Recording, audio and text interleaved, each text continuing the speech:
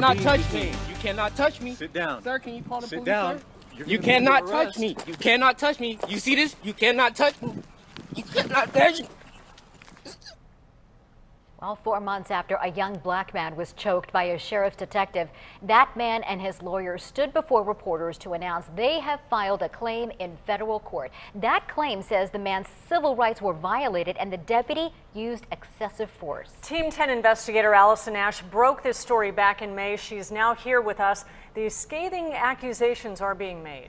Yeah, you know, Robert Branch told me back in May he knew that the detective was way out of line. But today his attorney took it one step further, saying the detective was one of the few angry, arrogant law enforcement officers who think they're above the law.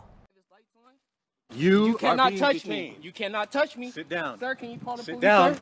You cannot touch me. You cannot touch me. But Robert Branch was touched as he shot this cell phone video of a man who we now know is San Diego County Sheriff's Deputy Paul Ward, confronting Branch for cutting him off on the freeway. You cannot touch me. It only took 7 seconds for Detective Ward to react with violence. He was literally choking me and I couldn't breathe. I passed out and fell to the ground.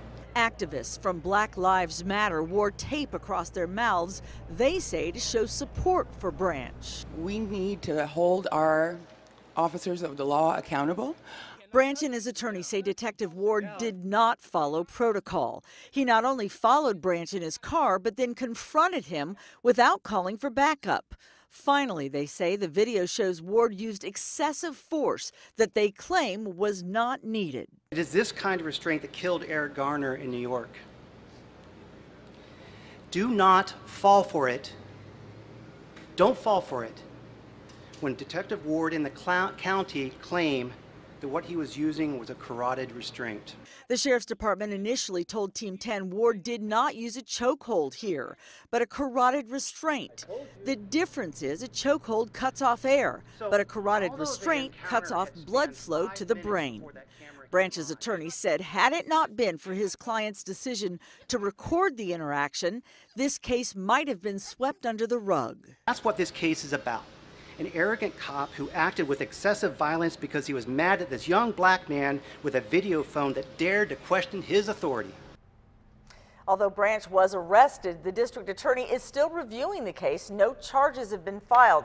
I also reached out to the Sheriff's Department today. They told me they haven't seen the claim yet, but they tell me the case is under an exhaustive review by the Critical Incident Review Board. Probably good to point out, though, you're calling it a claim, not a lawsuit.